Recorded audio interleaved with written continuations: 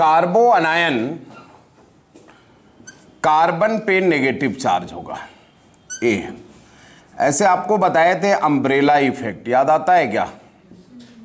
क्या था ये? बताए थे आपको कार्बन में जब कार्बन का लोन पेयर ऑप्टिकली एक्टिव होगा कि इनएक्टिव होगा, ऑप्टिकल आइसोमेरिज में बात किए थे। तो कार्बन पे नेगेटिव चार्ज है ये, मतलब एक लोन पेयर है। हाइब्रिडाइजेशन क्या होगा इसका? sp3। लेकिन ये रीहाइब्रिडाइज होते रहता है। रीहाइब्रिडाइज कहने का सेंस ये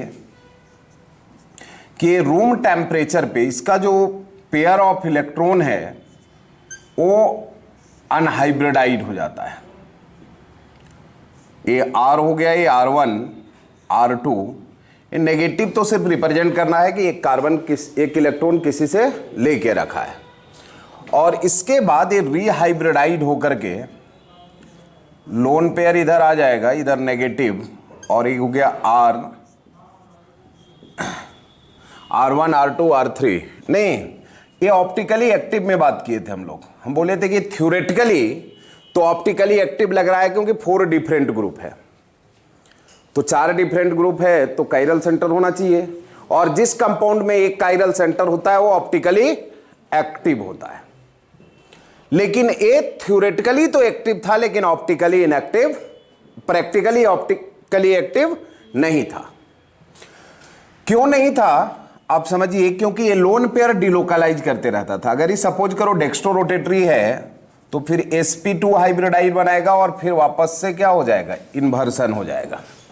तो इन्वर्ट हो जाएगा, इन्वर्जन हो जाएगा। ये ऐसा हुआ, समझिए ऐसे इसको ये जैसे इधर लोन पेयर था, इस टाइप से था। इसको रीहाइब्रिडाइज होने के लिए इतना कम का एनर्जी का जरूरत पड़ेगा क्योंकि ये sp2 हाइब्रिडाइज है जिसमें 2s और 2p इंटरमिक्स हुआ है, नहीं, जो कि लोअर एनर्जी कंटेंट रहता है ऑर्बिटल। तो उसको रीहाइब्रिडाइज होने के लिए बहुत कम एनर्जी का जरूरत पड़ता है। तो ये होता ये है कि ये जो लोन पेयर है वो क्या होता है, इधर एंटी बाउंडिंग होगा और इधर बाउंडिंग होगा, मतलब ये हाइब्रिडाइज ऑर्बिटल होगा। तो इसके जस्ट अपोजिट में एक छोटा सा एंटी बाउंडिंग होता है, मॉलिक्यूलर ऑर्बिटल थ्योरी के अकॉर्डिंग अगर बात करें तो ये इलेक्ट्रॉन जंप करके कहाँ आ जाता है? इधर आ जाता है। मतलब ये बोलना ये चाह रहे हैं कि p अनहाइब्रिडाइज हो जाता है। क्या हो जाता है? अनहाइब्रिडाइज। और अनहाइब्रिडाइज हो गया तो ए हो जाता है आपका ट्रायंगुलर प्लेनर, इस टाइप से हो जाता है। ए हो गया आपके पास इस टाइप का, ये दोनों हो गया अपोजिट डायरेक्शन में एक इलेक्ट्रॉन, और ये हो गया ट्रायंगुलर प्लेनर। और फिर से लोन पेयर इधर आ जाएगा तो ये जस्ट इन्वर्ट हो गया, नहीं, छाता उल्टा हो गया, नहीं, अब देखते हो छाता लेकर के चलते हो, हवा चलता है पलटा जाता है ना, नहीं, यही अम्ब्रेला इफेक्ट है। तो एक ही जब एक लोन पेयर 2 अलग अलग लोब में डिलोकलाइज करे तो इसको बोलते हैं हम लोग अम्ब्रेला इफेक्ट। तो ये ऑप्टिकली इनएक्टिव है, मतलब कार्बो अनायन में जो नेगेटिव है इलेक्ट्रॉन पेयर जो है वो डिलोकलाइज करते रहता है इधर से इधर। तो डेक्स्ट्रो रखोगे तो अपने आप किस में बदल जाता है? लेबो में। उसका क्या हो गया? ये मिरर इमेज। तो ये है कार्बो अनायन। अब कार्बो अनायन बनाना थोड़ा मुश्किल है। कार्बो अनायन कार्बन पे नेगेटिव, मतलब आप ये समझे CH3 पे नेगेटिव चार्ज लाना है कार्बन पे, जो कि हाईली अनस्टेबल होता है, स्ट्रॉन्गेस्ट बेस होता है, नहीं, क्योंकि अगर आप इसको थोड़ा ध्यान से देखें तो ये अल्केन का कंजुगेट बेस है, मीथेन का। और मीथेन एसिड होता भी नहीं है, अगर एसिड माने तो सबसे वीक वाला एसिड में आता होगा, ये वीकेस्ट एसिड में। तो जब ये वीकेस्ट एसिड है मतलब ये H+ नहीं देगा, मतलब अगर जबरदस्ती का H+ निकालें तो ये इतना अनस्टेबल होगा, मतलब स्ट्रॉन्गेस्ट बेस होगा, तो इससे H निकालना आसान नहीं है। तो कार्बो का अनायन इजली नहीं बनता है। तो तो कुछ स्पेशल केस में कार्बो अनायन बनता है या फिर अलग से बनाते हैं, जैसे ग्रिग्नार्ड रिएजेंट वगैरह, तो अलग से बात करते हैं। लेकिन ये नॉर्मल कार्बो अनायन रिएक्शन इंटरमीडिएट कैसे बनता होगा? तो रिएक्शन इंटरमीडिएट तो लिख दीजिए आप, फॉर्मेशन ऑफ कार्बो अनायन, फॉर्मेशन ऑफ कार्बो अनायन। तो कार्बो अनायन बनेगा कैसे, उसके बाद बात करते हैं स्टेबिलिटी पे, और फिर मेन आज का क्लास का। देखिए कार्बो अनायन ए अगर टर्मिनल अल्काइन हो, टर्मिनल अल्काइन समझ रहे हैं, टर्मिनल अल्काइन हो तो ए वाला कार्बन का क्या होता है, हाइब्रिडाइजेशन sp, और s कैरेक्टर बढ़ने से इसका इलेक्ट्रोनेगेटिविटी बढ़ जाता है। तो ए कार्बन पे नेगेटिव चार्ज स्टेबल हो सकता है नहीं, लेकिन इलेक्ट्रोनेगेटिविटी बढ़ता जरूर है, लेकिन नाइट्रोजन से ज्यादा होता है। बताए थे अलग अलग इलेक्ट्रोनेगेटिविटी सबका, तो नाइट्रोजन से ज्यादा होता है इसका इलेक्ट्रोनेगेटिविटी, लेकिन ऑक्सीजन से कम रहता है। तो ऑर्डिनरी टेम्परेचर पे OH माइनस इससे H प्लस नहीं खींच सकता है, ऐसे अबव 200 डिग्री सेल्सियस H टूट सकता है। ये आपको अल्काइन चैप्टर में बहुत यूजफुल एक रिएक्शन है कि कब अल्काइन रीअरेंज करता है, कब रीअरेंज नहीं करता है, इंपॉर्टेंट है, एनसीईआरटी में भी है। तो OH माइनस H प्लस को नहीं खींच सकता है, क्योंकि OH माइनस से स्ट्रॉन्ग बेस तो यही है।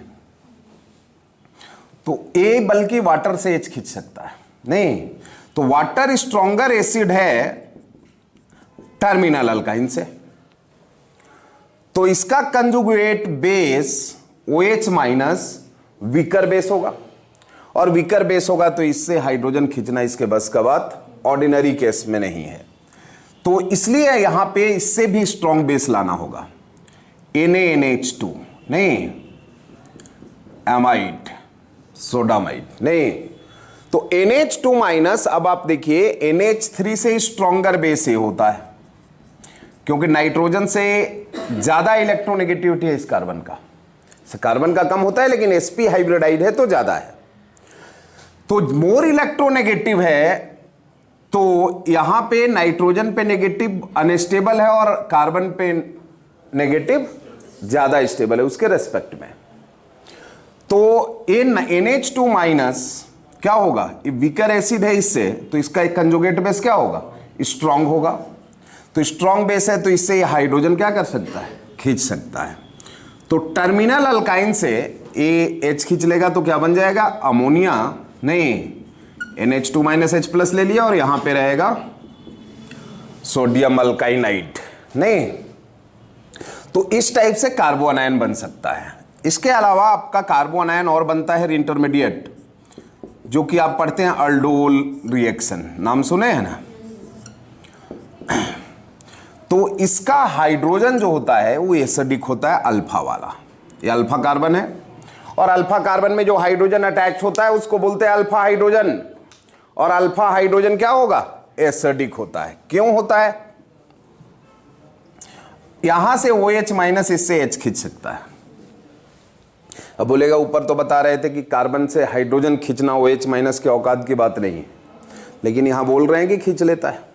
क्यों बोल रहे हैं, क्योंकि ये OH माइनस जब इस H प्लस को खींचेगा, इंपॉर्टेंट रिएक्शन है, अल्डोल नाम सुना होगा नहीं, अल्डोल का बहुत उसी टाइप का रिएक्शन होता है।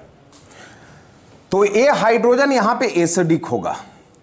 क्यों होगा ये एसिडिक, क्योंकि ये वो H प्लस डोनेट करने के बाद जो माइनस बचेगा वो नेगेटिव बचेगा, वो रेजोनेंस स्टेबलाइज होगा, इनोलेट बनाएगा नहीं।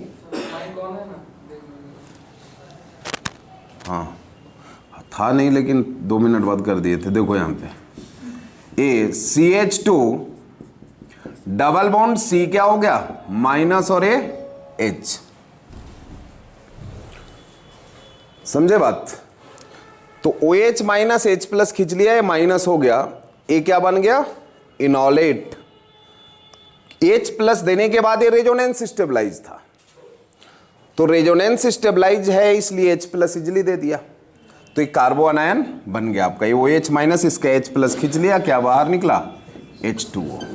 तो इस टाइप से कार्बो आयन बनता है इंटरमीडिएट में। उसके बाद अगर आप देखें तो जैसे एक्टिव मिथाइलिन है, जैसे यहां पे H है, यहां पे कोई ग्रुप ऐसा लगाए आप जैसे CHO हो तब अल्फा हाइड्रोजन हो जाएगा, साइनाइड हो, नाइट्रो ग्रुप हो NO2, तो ये हाइड्रोजन क्या होगा, एसिडिक होगा, क्योंकि H प्लस देने के बाद जो माइनस बचेगा वो रेजोनेंस स्टेबलाइज होगा। तो इसमें जब आप कोई बेस ऐड कर दें तो इसका H प्लस आसानी से ये खींच लेगा।